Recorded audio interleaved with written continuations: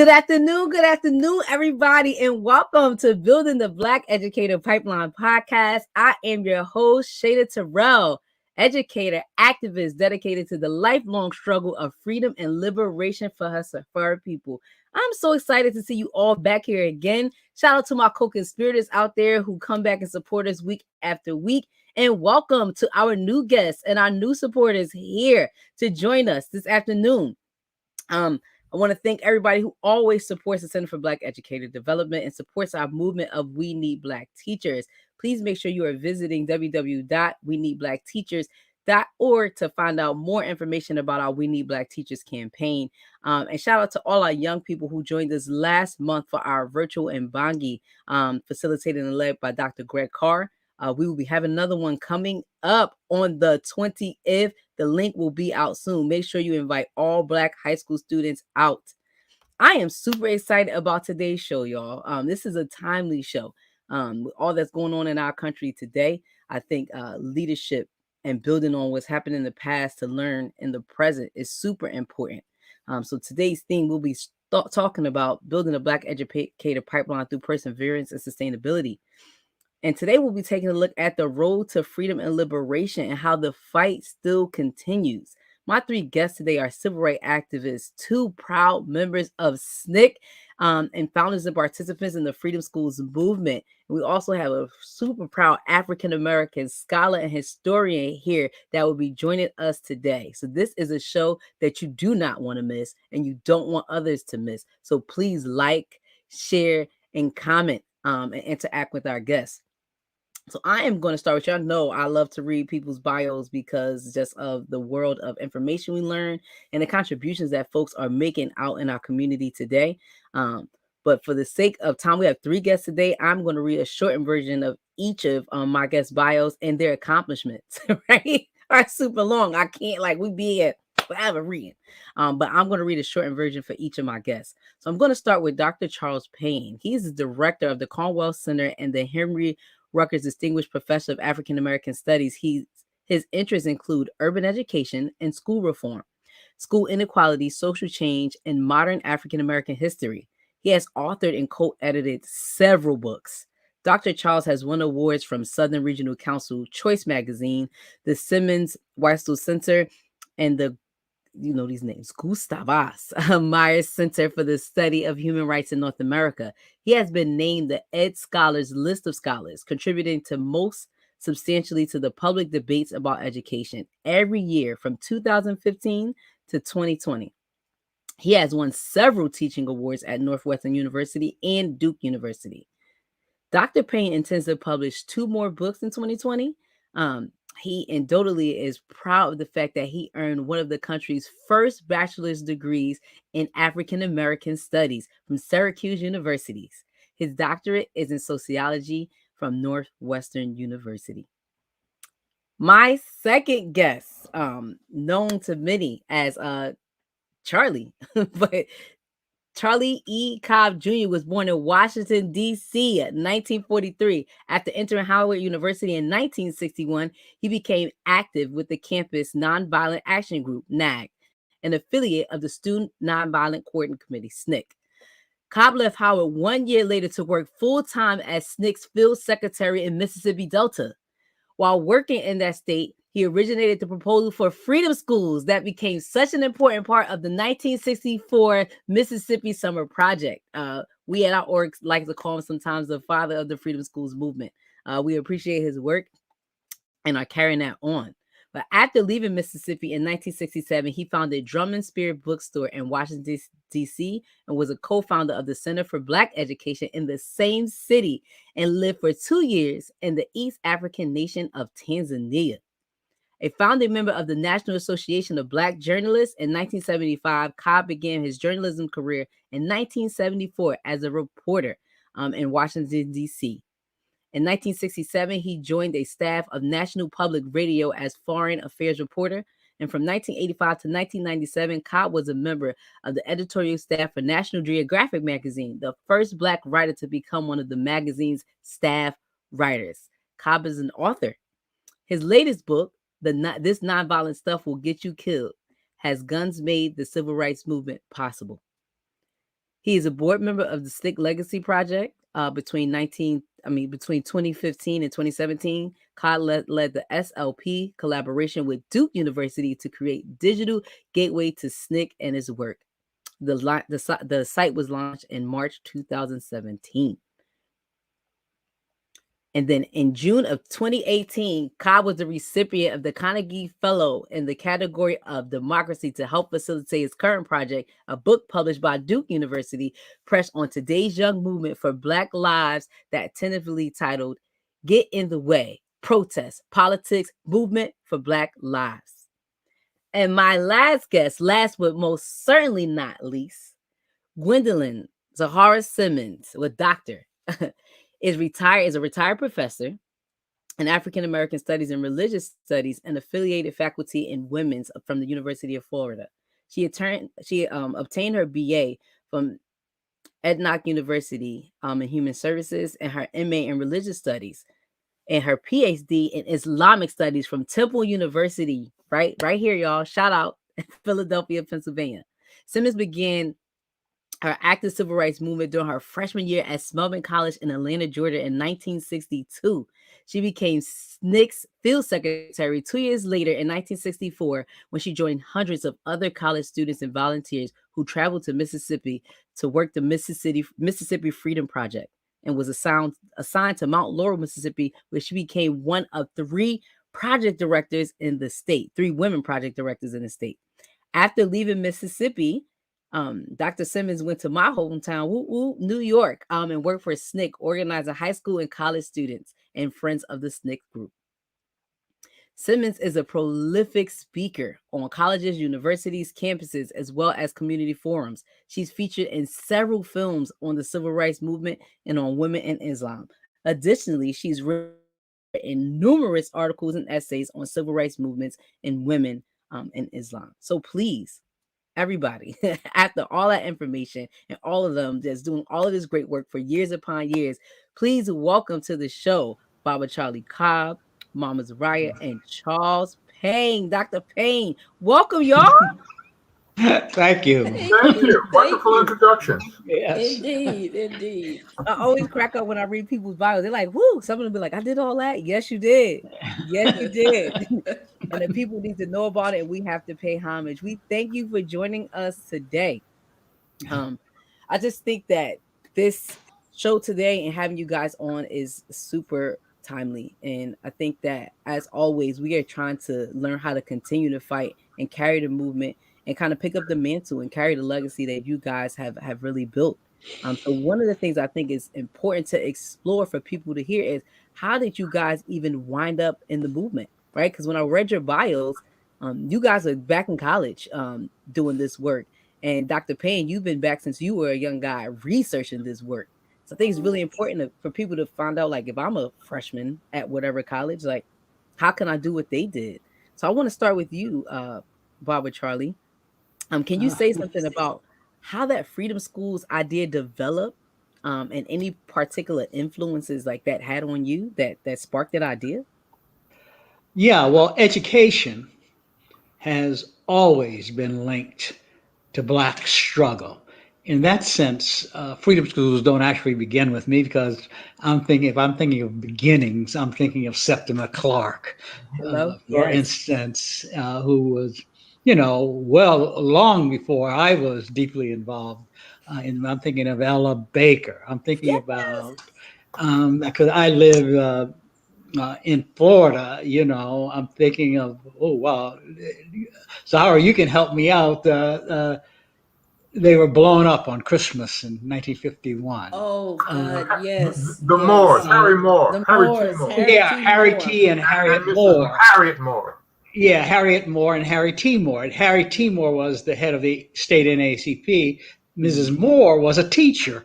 And the school year for her began when by her collecting the books that the state had issued for the students to read, and starting them on her own curriculum with her own set of books that they took turns reading. So there's a whole history that links education to the struggle for freedom. And in Mississippi, it was perfectly obvious although I was surprised, let me say, when I first went to Mississippi, because they saw all these brand new school buildings, at least up in the Delta where I was working.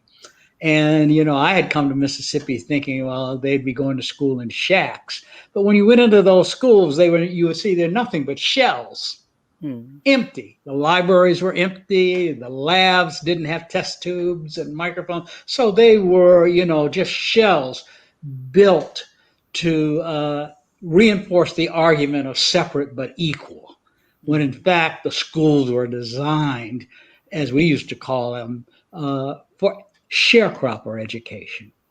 And in 1964, we were aware of it, but not able to do much about it until the 1964 summer project resulted in almost 1,000 young students coming from all over the country. And the idea was born, therefore, out of the idea, what do we do with these people? They don't really know the state. They're mostly white. So what we decided, and what was in my mind, was, well, we can use them to teach, to fill at least some of the gaps that schools leave. We knew we couldn't, in a 6-month summer program, 6-week summer program, deal with the whole gap in student education, but it was a way to use their knowledge, and even though most weren't trained as teachers. My point is that what you really have to understand about freedom schools is that they were linked to Black struggle. And there's a whole history of the linkage of education, meaning education of Black students, to Black struggle. There was a reason schools were outlawed for Black people were outlawed during the days of slavery. And what you see is secret schools. There's an oak tree on the campus of Hampton University. It's called Emancipation Oak, because underneath that oak tree, Mary Peak, I want to say, maintained a secret school, because education in schools were outlawed, or as Frederick Douglass put it clearly, I think, education unfits a child to be a slave. And those are the roots of freedom schools. And I come from a family in which several members were teachers. So I grew up with the idea. I went to a Rosenwald school. I don't think they have anymore. Like in my day, I went to a Rosenwald school in Kentucky. And every day started with us standing up, singing, lift every voice and sing. And we had to stand up. And I still, when I hear the song, can just stand up. So education, Black liberation are linked, is what I want to stress in our conversation. And that inspired you to kind of... Yeah, I simply wrote a proposal to SNCC. I said, since we got all these students coming down here, why don't we... And I think it's available on various sites now. I simply wrote a proposal because we were struggling with this question. Well, what are we going to do with all these people coming? We had huge arguments about bringing these students down to Mississippi, at least the white ones. Baba, I love that you say that. But yeah, we did. I like that because that puts the real into it, right? It wasn't some magical kind of thing that just came together, right? People are going to debate, people are going to fight, people are going to... You're talking about Black liberation on the table, right? So people are going to have different modes of opinions and thoughts and things of that nature. But you wrote the proposal, and some beauty really came out of that. It really wasn't much of a proposal. It was really more on the order of a memo to say, hey, folks, why don't we think about doing this? It's not a proposal the way proposals are recognized now. Today. It was just an idea. Hey, here's my idea about what we should do with these people.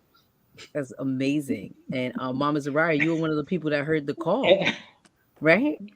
Definitely. Yes. Can you tell us a little bit about your work as director of Freedom Schools in Laurel? How was that for you? Well, let me just go back to say that I had gotten involved in the civil rights movement, as you noted in introducing me as a freshman at Spelman College in Atlanta. And when I got involved, of course, SNCC was maybe 2 or 3 blocks from the campus. And so the SNCC workers were often on the campus recruiting us to go on demonstrations, etc. And so additionally, I had the great privilege of having selected, without having any idea who he was, Staunton Lind for my freshman year as a history professor in my first history class I took. And we became friends beyond him being an incredible mentor to me. And of course, the more involved I got in the civil rights movement, the more I got involved with SNCC. I learned about the plan for Mississippi Freedom Summer. And in my sophomore year, as I learned more about it, I was clear that I had to go. Now, I'm from Memphis, Tennessee, so I grew up in the Jim Crow era. And I knew all the horror stories about Mississippi. And of course, had lived a few horror stories there in Memphis. So I was clear that it was dangerous to go. But nonetheless, the fact that people could not vote, Black people could not vote in Mississippi, was such an outrage to me that I felt, even though dangerous, I had to join with the students who were going.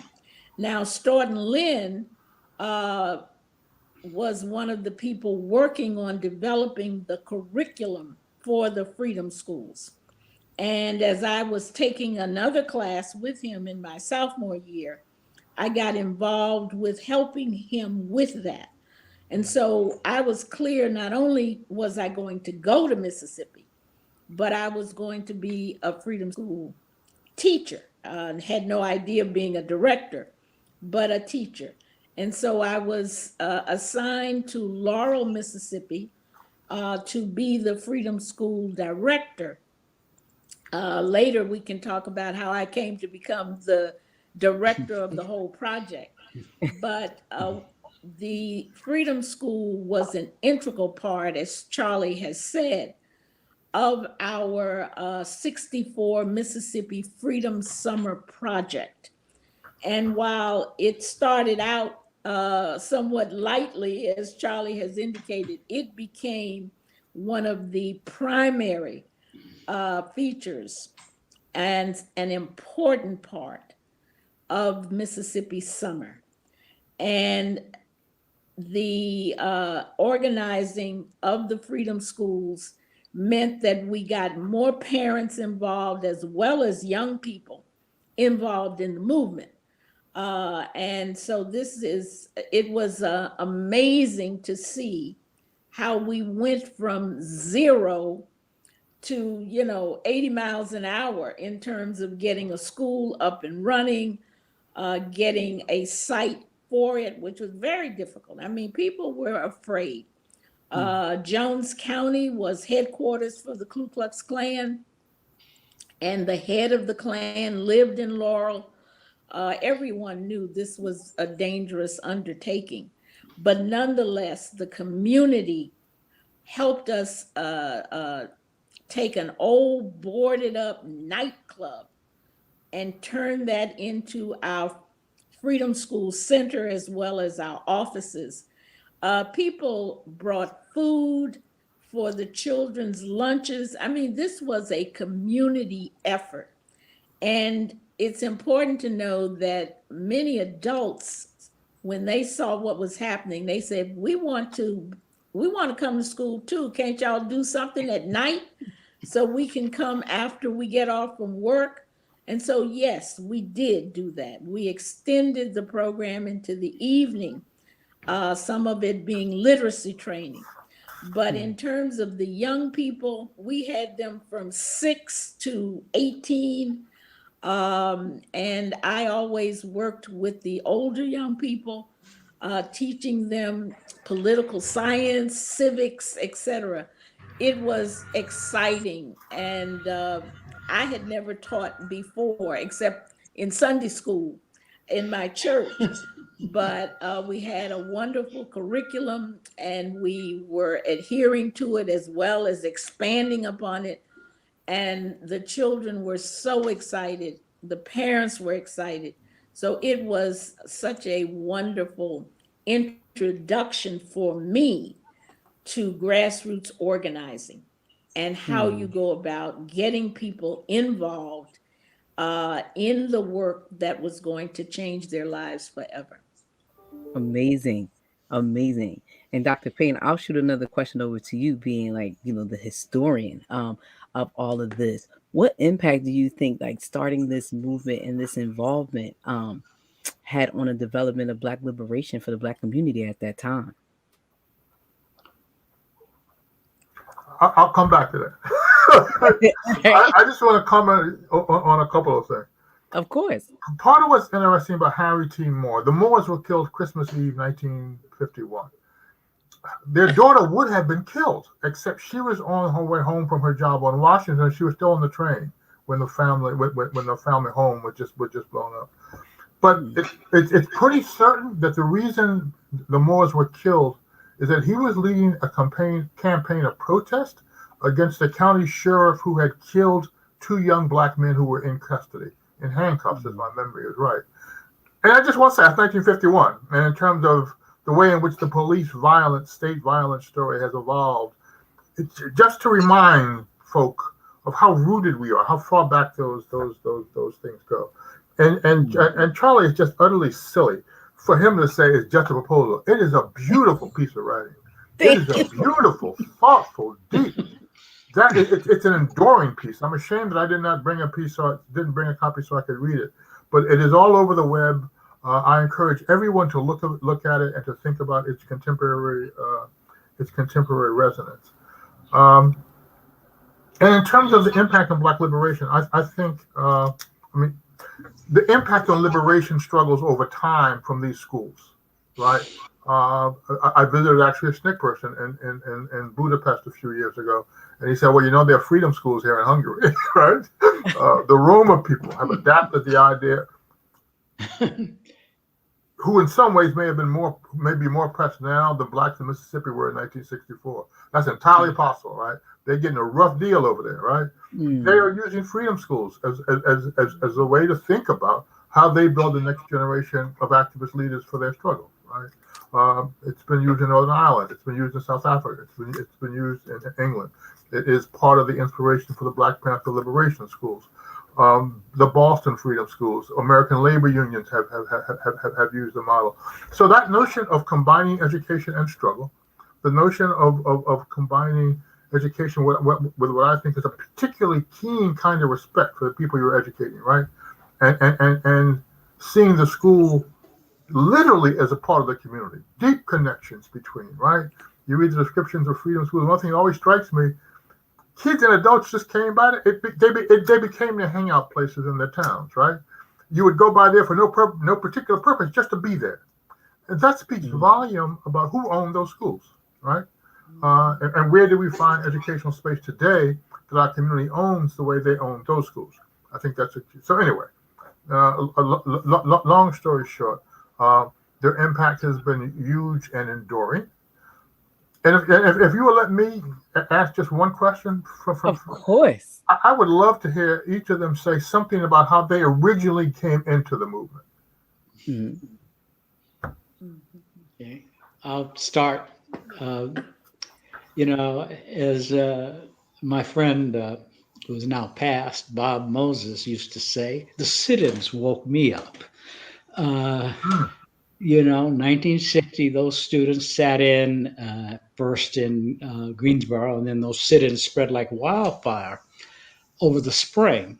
Within 2 months, there were sit-ins unfolding in some 80 southern cities. And what I'm seeing with the sit-ins is people my own age engaged in struggle. Up until the sit-ins, at least from my point of view, civil rights was something grown-ups did. Maybe they bought you an NAACP card to be a part of the youth chapter. But by and large, when you thought about sit-ins as a 14-year-old, as I was when Emmett Till was murdered, you thought of it as something grown-ups did. And what the sit-ins, I'm looking at people my own age engaged in civil rights struggle, and it hammers home the idea that this is something I can do. To make a long story short, as a result of being involved in the sit-ins as a Howard University student, I wound up on a bus intending to travel to Houston, Texas, but I got off the bus in Mississippi, Jackson, because the students were sitting in there. And I thought it was one thing for me to be sitting in as a Howard student in Virginia or Maryland. It's something qualitatively different to be sitting in Mississippi, where Emmett Till was killed, because that's what defined Mississippi to me. So I wanted to meet them. And there's a lesson in this. So I did. I made my way to their headquarters, explained to them as I'm explaining to you that I'm on the way to Texas for this workshop for young activists. CORE was sponsoring.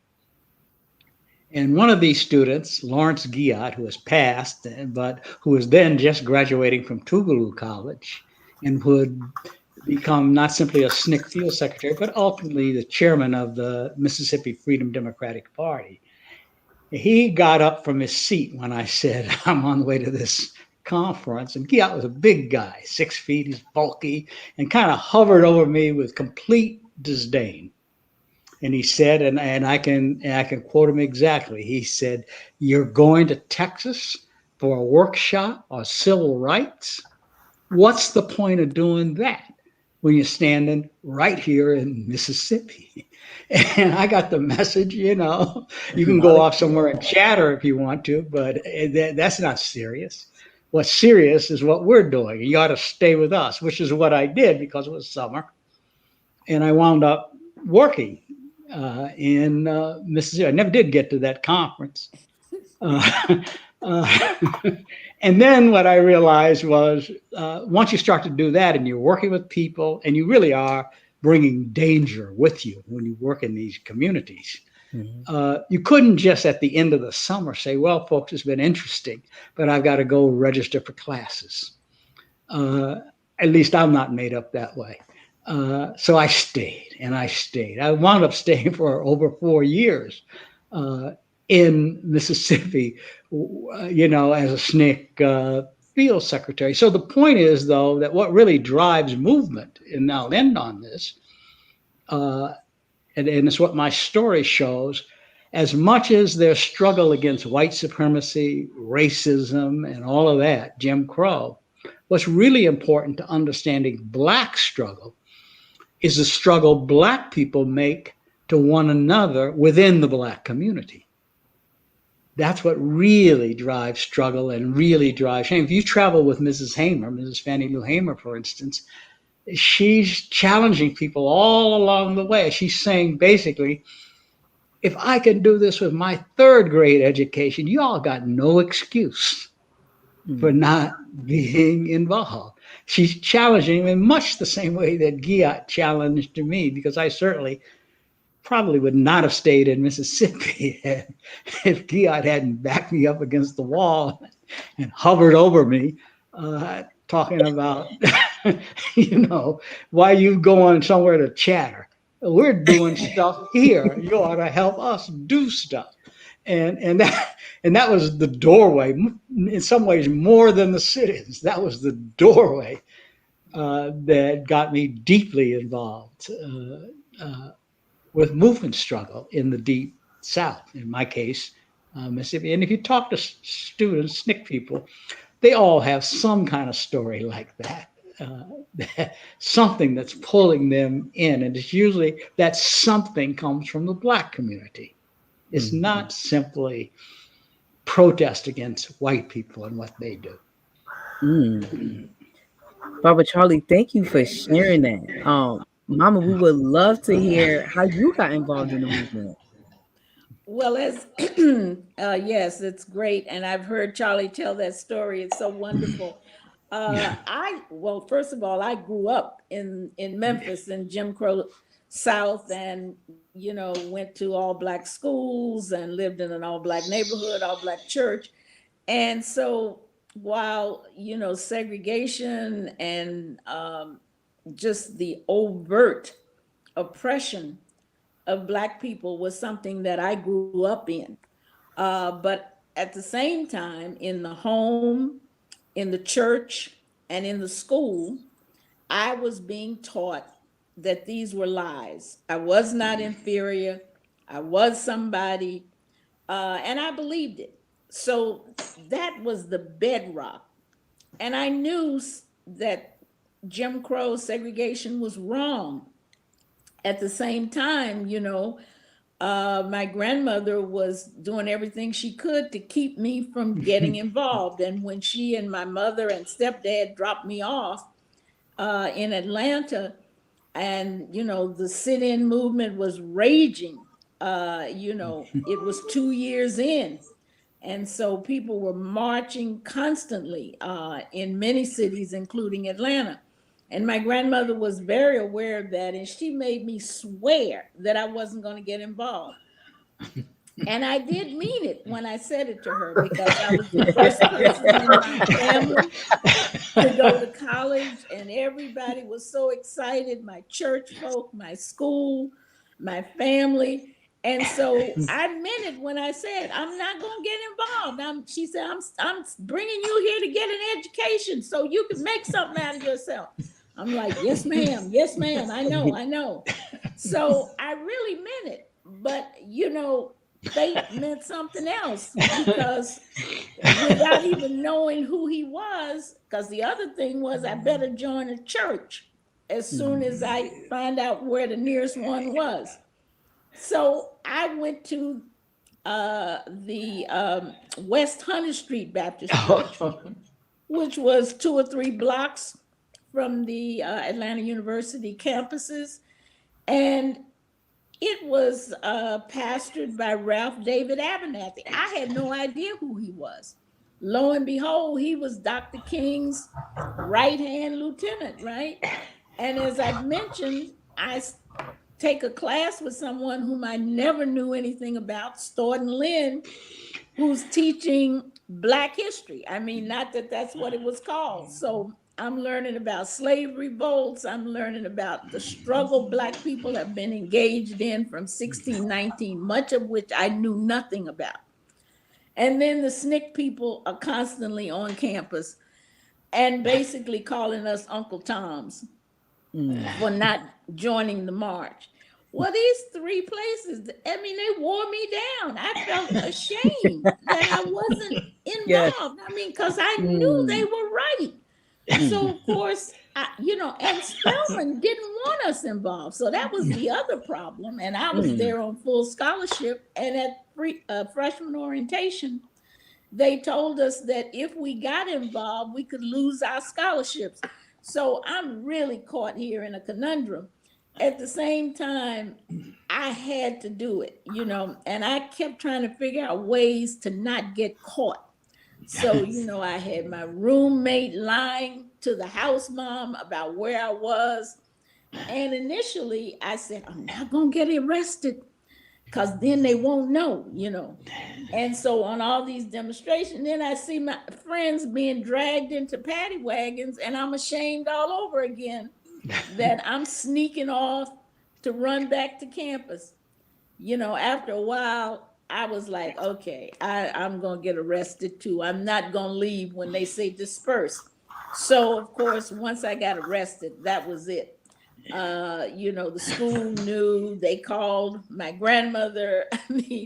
So by the time Howard Moore got me out of jail, and I got back to the campus, I was in big trouble. Plus, my grandmother was threatening to come there and give me a whipping on top of everything else. So, anyway, that was how I got involved. And then, as I mentioned earlier, when I learned about Mississippi Summer Project, I said, I'm going. I know my grandmother and parents are not going to let me go. So I'm not going home after the end of the sophomore spring semester. I'm going to Mississippi.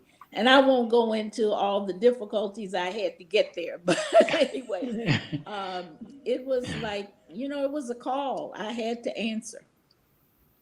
I mean, and both of your stories are like just so relevant and so timely, meaning it really depicts for me the sacrifice that both of you made to be in this movement.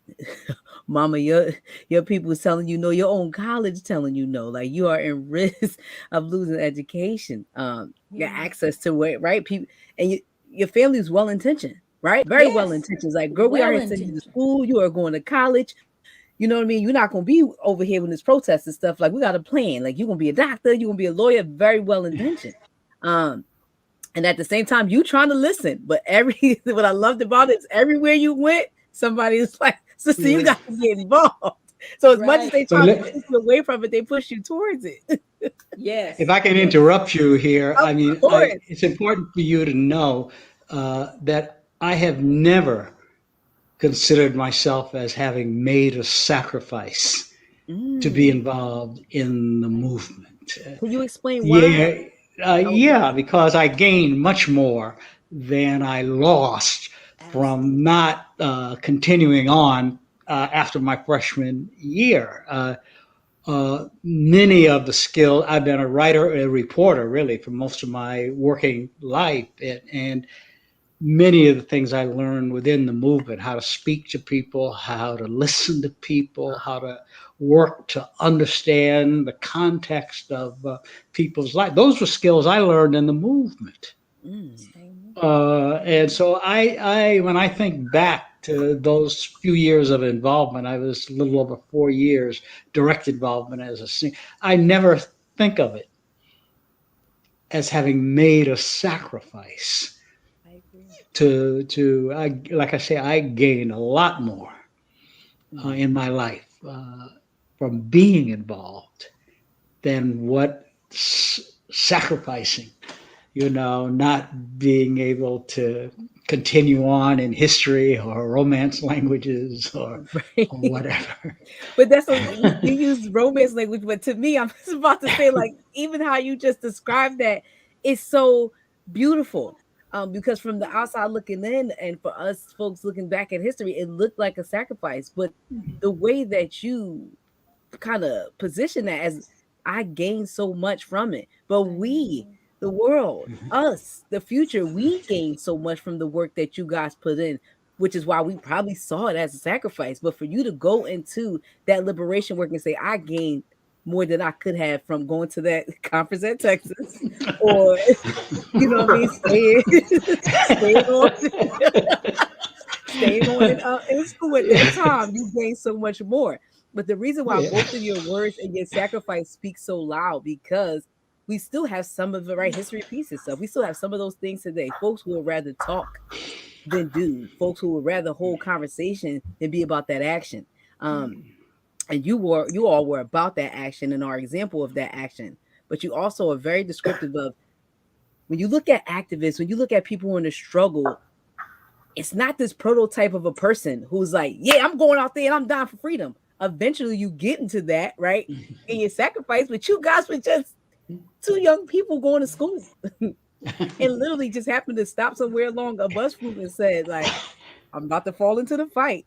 So it's amazing to hear both of your stories. I would love to hear, like, seeing that you didn't see it as a sacrifice and it was for your growth and development.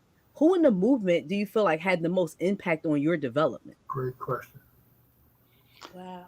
I think I can't, I could, if you want an individual, I would have to say Ella Baker. she mine too. But I would have to say Ella Baker, but in a larger sense than Miss Baker, and she was Miss Baker to us. It's the people. What was unexpected and what I regularly encountered in the South, in the deep South, Mississippi, where I was working, was strength, deep wells of strength in communities that a number of people held. If I ticked off names, none of them would be recognized by the canon, so to speak. But everywhere I went was involved. All the counties I worked in, there were always these people, sometimes World War II veterans, sometimes sharecroppers like Mrs. Hamer was.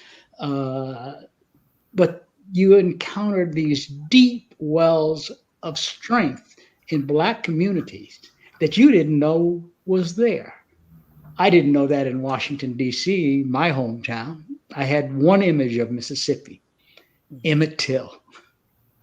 And as far as I was concerned, Black people were completely terrorized. You know, there were 35 chapters of Marcus Garvey's movement in Mississippi alone when that movement was active.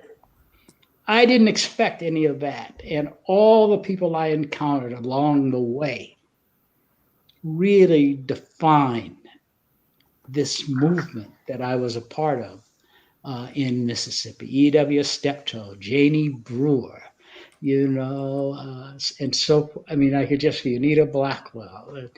And Mrs. Hamer probably has the most fame, but there were a lot of people in these communities had the same kind of strength. And that's the one thing that everything I've managed to do, I've been in my life, I've managed to do standing on the shoulders and in the blood of these people. Yes. Thank you, Bob. I just wanted to say that, first of all, I want to absolutely say the same thing that Charlie has said about the sacrifice. You know, I gained so much more than I gave. And I feel that while I was certainly shaped prior to going away to school by my own grandmother, by my teachers, and the women who nurtured me in my church. I mean, so you're talking about standing on shoulders. Those are the first shoulders. But I want to just share that when I was told that I was going to Laurel, Mississippi, let me just say one of the reasons that I thought I might survive and not get killed was because most of the students going were white. And so I mistakenly thought that those white Mississippians were not going to kill white students from other parts of the country. I said, they're not going to kill their own. Oh, they are. So the preservation of white supremacy. before I could even get to Mississippi, because SNCC had put me on staff since I was basically thrown out of my home for going to, you know, wanting to be a volunteer and going against my folks. So they put me on staff so I could get that little $10 a week check that we got, $9.35 after Uncle Sam took out our taxes. So because of that, I was in the orientation session for 2 weeks, not just the first week when I was being trained to be a Freedom School teacher, but the second week also to just be a helper. And of course, it was in the second week that we learned that Schwerner, Goodman, and Cheney had disappeared. And we were told by Bob Moses and Jim Foreman and the others, make no mistake, they are dead. So then I thought, oh my God, they killed 2 white men?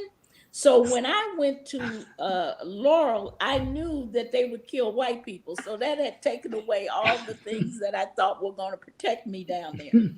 Then on top of it, they said we can't even send white people to Laurel. It's too dangerous. So we're only sending you and 2 other Black people because we need you all to be sort of incognito there. And I'm like, incognito? Are you kidding me? Anyway, so we get to Laurel. There isn't a structure that we know about. We do have the NAACP list of members. So I go to this lady's house. I knock on her door. She comes to the door. And I'm still trying to figure out, how do you ask people, can you take me in? Yes, they may kill you. Yes, they may burn your house down. Yes, you're going to lose your job. But will you take me in anyway? So I still haven't figured out, because she's the first door I've knocked on. I haven't figured out, how do you ask somebody that? So I'm still stammering, and she looks me up and down and she says, are you one of those freedom riders? And I was like, I don't know if I should say yes or no, but I said yes. And she said, I've been waiting on you all my life. Come in. That's beautiful. And that was the beginning of the Laurel Project. So that was Mrs. Eberta Spinks. Nobody other than those of us who, were in Mississippi knows that name. That woman single-handedly, with the other 2 volunteers and I, created the Laurel, Mississippi Freedom Summer Movement because she knew everybody. So she got on the phone, she was calling, the women organized and threatened the pastor if he didn't let us have our meetings there. I mean, so as Charlie was mentioning, this was the inspiration of a lifetime. I'm like, these people are putting everything on the line. She had a home. Her husband had a job. She had a son in high school. I mean, all of them could have been killed. And certainly their houses burned to the ground for letting me stay there, and that becoming one of the headquarters sites for the movement. So the people are what inspired me to know that I had to stand tall, because if they were standing tall, I had to stand tall with them. They had your back. Dr. And Payne, that's the story of all the SNCC projects. Say it again, Baba Charlie. I said that's the story of all the SNCC projects across the South. That kind of strength that's almost always unexpected that you encounter in these communities. It's what really powered the movement. And I think this is entirely consistent with that. Would both of you comment? We lost Bob Moses, you two certainly know. All 3 of you know, a few months ago. Just comment on Bob. And I know this is not easy. All right, but whatever you'd like to say, what should be remembered about Bob Moses? Well, Bob Moses was. Go ahead. Sorry. Go ahead, Zoharah. Okay. I mean, Bob Moses was one of the greatest organizers that it has been my privilege to know. And Bob's personal qualities, his humility, his compassion, his deep, deep love for the people that just radiated from him, in addition to his incredible mind and the way he could strategize how we were going to move forward. I cannot speak too highly of him. He's at the top of those I admire most, that I had the privilege of meeting and working with in the movement.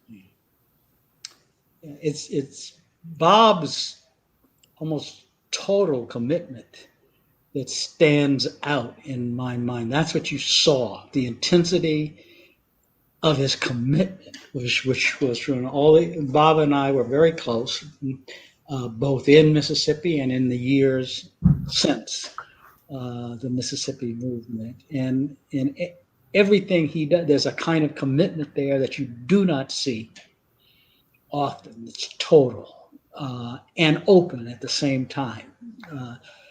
one of the reasons I wound up staying in Mississippi, I think, is not only because of people like, say, Dory and Giat and the whole group, my age group that was active in the movement, but also since I was on the way to the conference, I needed to think about what their challenge to me. So they put me up in the Freedom House that they maintain not far from the NAACP headquarters. And we're going back and forth. I'm asking them questions. They're explaining the movement. And Bob was in the room. It was the first time I met Bob. And he only said one thing in this conversation, and it really did change my life. He said, we're going up in the Delta tomorrow. Why don't you come up with us? Yeah. That was a sum total of his involvement in this back and forth between Dory Ladner and Jesse Harris, a whole lot of people, the names won't be. And I did. I got in the car with them and went up into the Delta and wound up staying in the Delta in Sunflower County. But I think Bob's simple question, and I don't know what he recognized in me that caused that question from him to me. And I don't even remember what I really thought at the moment about that kind of question, because I had given no indication that I was going to stay in Mississippi. But I did. I went up there and I wound up with Charles McLaurin and Lanny McNair and wound up staying in Sunflower County for the next few months working on voter registration. And Bob is linked to that. It's his exact sense of how you talk to people.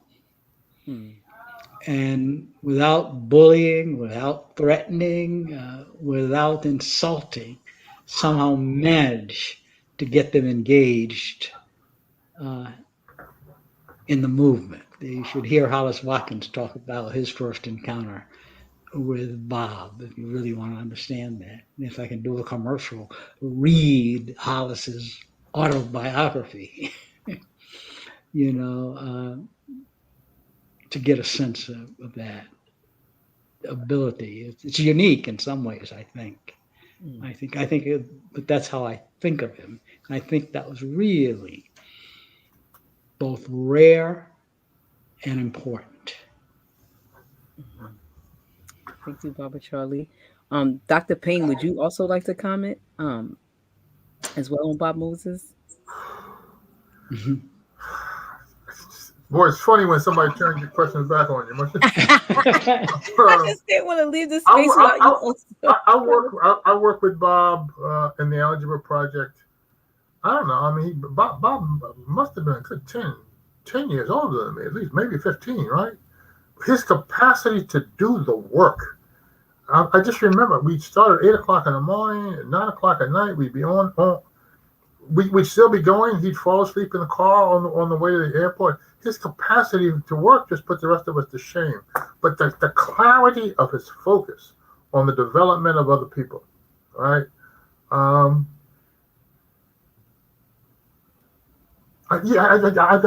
guess, I would just leave it there.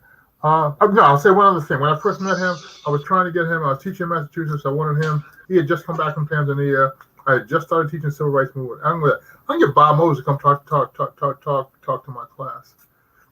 When he came, right, to my class, the thing with all of his experience and with all of that history behind him, he goes into the class and says, and they will both smile at this. He says to my class, "What do you want to talk about?" But his assumption, right? I'm not going to go in there and talk about what's on my mind. I'm going to, where are you? And I think this is a part of this exact sense of how to talk to people, right? But this deep respect. I remember being in the basement, Robert Taylor Holmes in Chicago. He's teaching algebra to mostly a group of women, mothers in that, and he's trying to use the teaching them a class on the number line, because that's a big thing in the algebra project. You got to learn it. And to see his palpable joy when somebody got, oh, that's what you mean by a negative number. Oh, that means you went 2 stops south as opposed to 2 stops north on the subway. When those lights went off for people, that may have been as happy as I've ever seen him, right? Is when people understood that they can master something that they've been told all their lives they could not master. Right, Jim, that's a tough one for me, but I'll stop it there.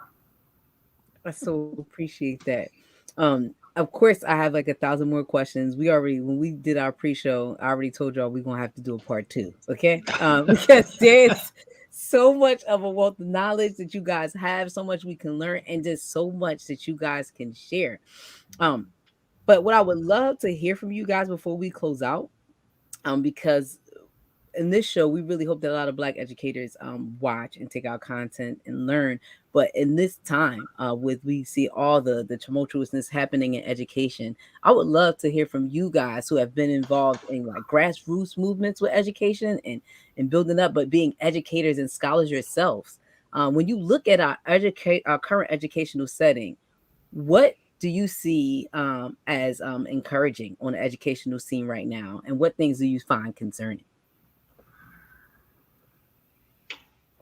And yep, okay, Barbara Charlie, you could go first. So you can put a call on. I fight against being discouraged at what I see in the schools. I'm not a teacher, and I haven't spent any real time in schools since the years in which I was working on the Radical Equations book with Bob, which had me going in and out of middle schools. But I still see this idea that infects public education when it comes to Black and brown, and that is, simply put, that you can't teach these students.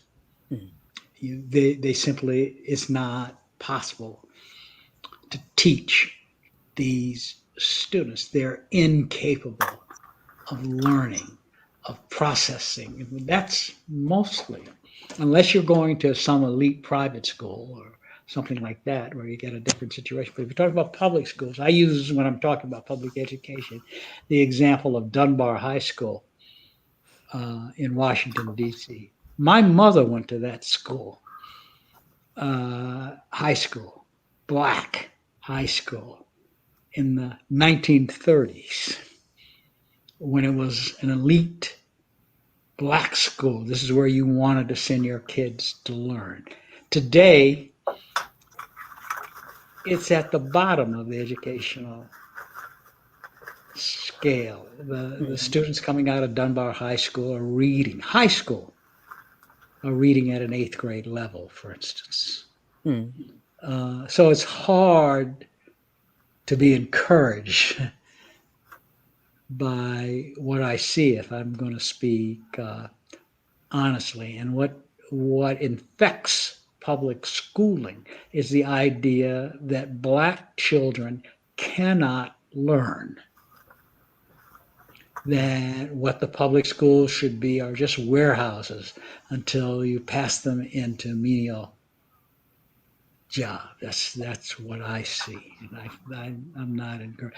I'm in more recent times, the whole argument, not even an argument, the so-called critical race theory debate. It's not even a debate. It's the idea that you want to. It's an idea about preventing a true portrait of the country in public schooling.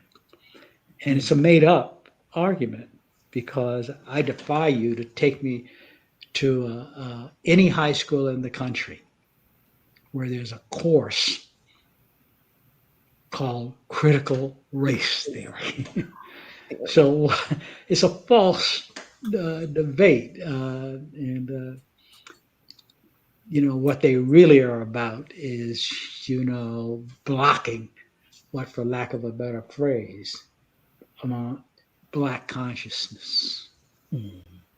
That's what I think. But, we don't have enough time to go into my tirade about public education. We doing a part 2 series, Baba, so I got you. Mama Soraya. Well, I mean, I know we are running out of time. I have been in the classroom for college age people for 20 years, and I've been very involved here locally in the effort to force our school board in this county, Alachua County, to implement something that is on the books in the Florida legislature, has been for over 25 years, mandating the teaching of African American, Native American, Latinx, and women's history in the schools. And you know, the fight that we've been engaged in, and I've been a part of the statewide effort to get that done. And so it's, you know, I'm somewhat discouraged also. The thing that gives me any hope is that I think our parents and many of our Black teachers and Black administrators, as well as allies, are recognizing that the public schools have become a pipeline, you know, a school to prison pipeline for particularly African American and Latinx young people. So we are finally, I think, in a stage where we see the tremendous harm that's happening in our schools. The resource officers, every school with a police officer with a gun on his hip. And so he or she are the disciplinarians. I mean, when I walked into a local school here and saw a cop sitting there with a gun on his hip, I would say, well, what's he doing in here? And the people looked at me like I was crazy. They said, what do you mean? They're in all the schools. These are our resource officers. And I said, well, what do they do? And they said, they're here to discipline you. I said, what happened to the principals? What happened? I mean, what's going on here? And of course, we've seen the horrible pictures of children 6 years old in handcuffs, hand ties, being led out of school. I mean, this is ridiculous. And I think that we have to have a conversation about what happened around this so-called integration of schools. You know, another thing that Harry T. Moore was very involved in, they had a powerful Black educators group here in the state of Florida. And of course, once the so-called integration happened, that group was disbanded. And so many of the African-American teachers and administrators were fired.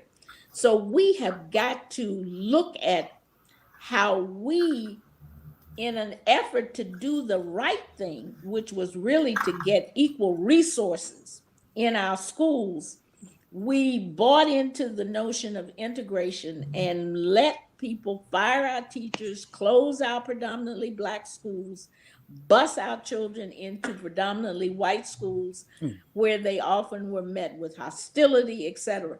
We have got to address what we have not done properly and save our children. Only we can do that. So this is what I think is happening. And I'm urging Black Lives Matter, the Dream Defenders, all of Black Youth Project 100, Moral Mondays, everybody has to put education at the top of the agenda that we are working to change. Mama Zora, you are speaking that truth. You are speaking that truth. Dr. Payne, did you want to comment before we close out? Yeah, I know you're over time. I'll be a bit brief. I agree with everything my colleagues have said. I had wanted, had there been time, to have a conversation with them about, do they think how close are we to becoming a fascist state? I mean, out and out fascist in this country, right? As far as I'm concerned, this attack on so-called critical race theory is just another step in a process in which there's only going to be one truth, and it'll be whatever the state says is truth, right? It's just one part of that process. And I do not think Black people are sufficiently scared about what is going on broadly and what that means for our youth. And as Zoharah is saying, at every level, we have to take. I just want to see Black people arguing over what kind of education we want. I just want more argument, more discussion, right? But we have to begin taking control, not just of schools, but of school boards, after school, Saturday programs. We have to rethink this, right? Because we do not want to go as bad as this education is right now. If the remnants of the Republican Party get full control over this country, we have to be prepared at a whole different level. So I'll stop there and be happy to talk about it later. Perfect. So as you guys know, even the folks in our comments are calling for a part 2. So we will definitely be coordinating. We'll definitely be coordinating schedules to get this going on. And I want to give a shout out to Joy Jones, who has been posting all like snick stuff and links and quoting you guys as we've been doing this. So I definitely want to shout her out for doing that. But the people in the comments are calling for a part 2. So we will coordinate schedules to get a part 2 going on for 2022 because we have to have you guys back on. But I, from the bottom of my heart, just want to say that I thank you for all of the knowledge that you've imparted on us today, just being here and having the opportunity to talk to you guys and just giving us a moment and like sharing your voices and your stories with the people. And of course, you, Dr. Payne, for just getting this all together, brother, and just helping me coordinate. Like, I'm so appreciative. I already told you guys on Friday, like, I'm being professional, but I am like fangirl-ing, like, because this is a dream come true for me. Like, this is one of those moments, like, make your mama proud. Oh, I'm out here making my mama proud. Okay? So I just want to thank y'all for today. And to all the folks out there watching, thank you guys so much for chatting with us today, for listening. Please like, comment, and share. And y'all know I'm going to be back with y'all about when the part 2 will be happening. But we'll see you guys back here, same time, same place next week when we will have Erica Huggins on with us next week. So I will be here. Yes. So we'll see you guys next Thursday, same place, same time. Peace, everybody.